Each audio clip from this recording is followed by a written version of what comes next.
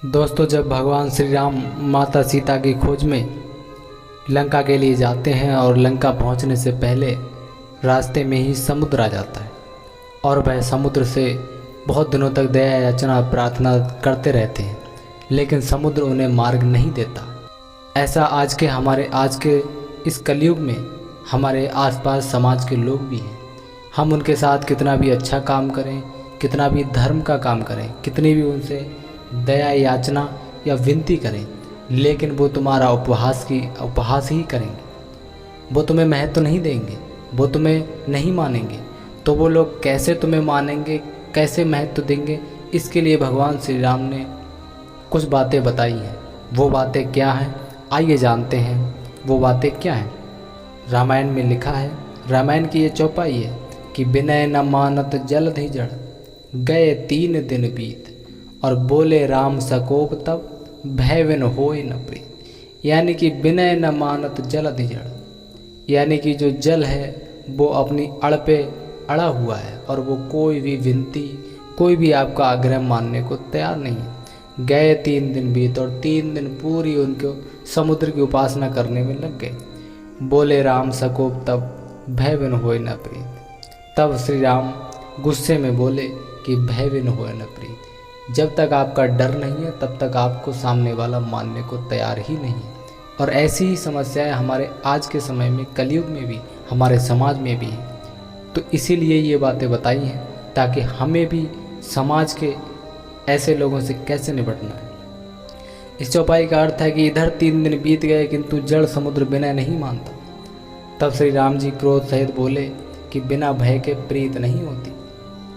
आगे कहते हैं कि लक्ष्मण बाण सरासन आनु, 100 बारिद बिसिक्र सानु, 60 सन विनय कुटिल सन प्रीति, और सहज कृपन सन सुंदर नीति।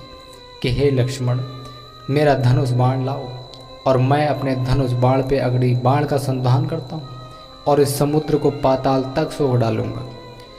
मूर्ख व्यक्ति से विनय और कुटिल के साथ प्रेम बिल्कुल नहीं हो सकता।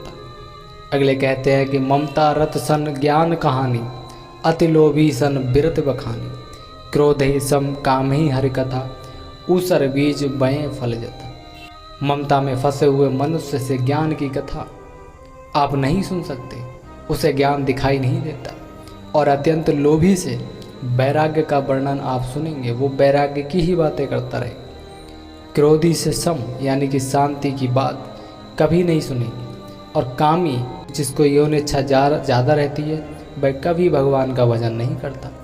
इनका वैसा ही फल होता है जैसा ऊसर भूमि में बीज बोने से होता है, अर्थात ऊसर में बीज बोने की भांति यह सब व्यर्थ हैं। अस कही रघुपति चाप चढ़ावा, यह मत लक्ष्मण के मन भावा। संधान प्रभु बिसिक कराला, उठी उदध उर अंतर ज्वाला। ऐसा कहकर श्री रघुनाथ जी ने धनुष चढ़ाया और यह बात लक्ष्मण के मन को बहुत अच्छी लगी, क्योंकि लक्ष्मण तो पहले ही कहते थे कि हमें समुद्र से विनय नहीं करना चाहिए, हमें सीधे धनुष बाण उठा के समुद्र को चेतावनी देनी चाहिए और उसे सुखा देना चाहिए।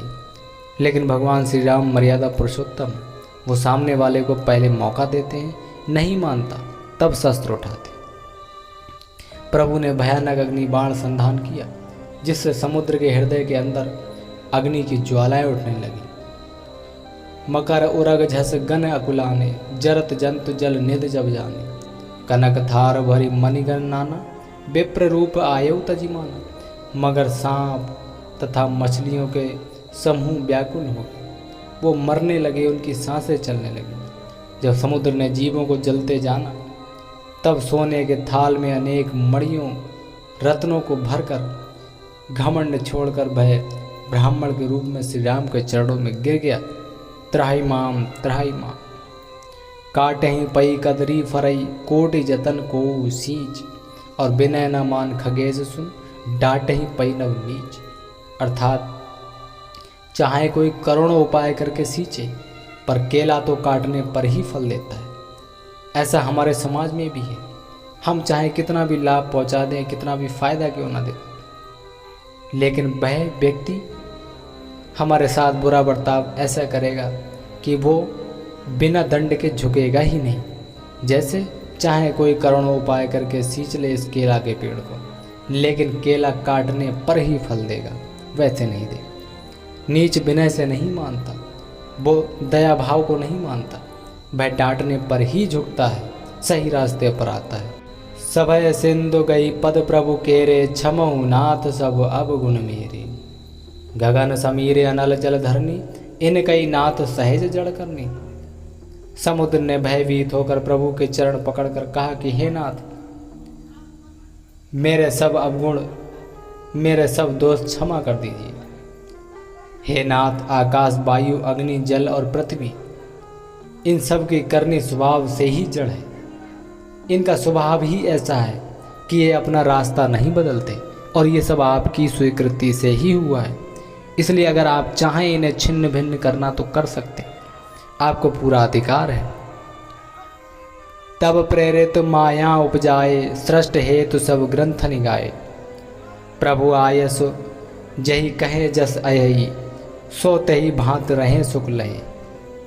अर्थात आपकी प्रेरणा से माया ने इन्हें सृष्टि के लिए उत्पन्न किया है। सब ग्रंथों ने यही गाया है। जिसके लिए स्वामी की जैसी आज्ञा है, वह उसी प्रकार से रहने में सुख पाता है। प्रभु भल कीन मोहि सिख दीनी, मर जादा पुन तुम्हरी कीनी। ढोल गंवार शूद्र पशुनारी, सकल ताड़ना के अधिकारी।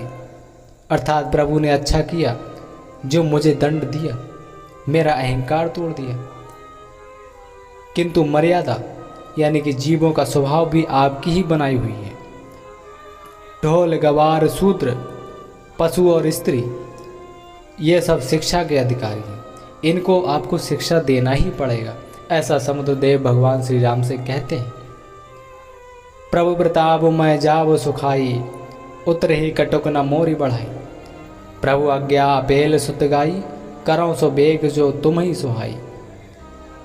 समुद्रदेव कहते हैं कि प्रभु के प्रताप से मैं सूख जाऊंगा और आपकी सेना भी उस पार उतर जाएगी। इसमें मेरी बड़ाई नहीं है, मेरी मर्यादा नहीं रहेगी। तथापि प्रभु की आज्ञा अपील है, अर्थात आपकी आज्ञा का उल्लंघन नहीं हो सकता, ऐसा वेद गाते हैं। अब आपको जो अच्छा लगे मैं वही करूँगा, मुझे आज्ञा दें प्राणनाथ, मुझे क्या करना। सुनत विनीत बचन अति, कहे कृपाल मुस्काई। जय वेद उतर कपि कटक, तात सो कहु उपाय। अर्थात समुद्र के अत्यंत विनीत वचन सुनकर कृपालु श्री राम जी ने मुस्कुराकर कहा कि हे तात समुद्र, जिस प्रकार बानरों की सेना पार उतर जाए, हमें वह उपाय बताओ। समुद्रदेव कहते हैं कि नाथ नील नल कपि दो भाई, लड़का ईर से आशीष पाई। तिनके परज किए गिर भारे, तरे हई जलद प्रताप तुम्हारे। अर्थात समुद्र ने कहा कि हे नाथ, नल और नील नाम के दो वानर हैं, वह आपकी सेना में है। उन्होंने लड़कपन में ऋषि से आशीर्वाद पाया था। उनके स्पर्श कर लेने से ही भारी भारी पहाड़ भी आपके प्रताप से समुद्र पर तैर जाएंगे और आपकी सेना समुद्र को पार कर जाएगी। दोस्तों, यहाँ तक आज की वीडियो में यहीं तक रखते हैं। इसके आगे का चौपाई हिंदी अर्थ उदाहरण सहित कल की वीडियो में जारी रखेंगे। अगर आप भगवान श्री राम के भक्त हैं तो वीडियो को लाइक करके चैनल को सब्सक्राइब ज़रूर कर लें। मिलते हैं अगले वीडियो में, तब तक के लिए धन्यवाद।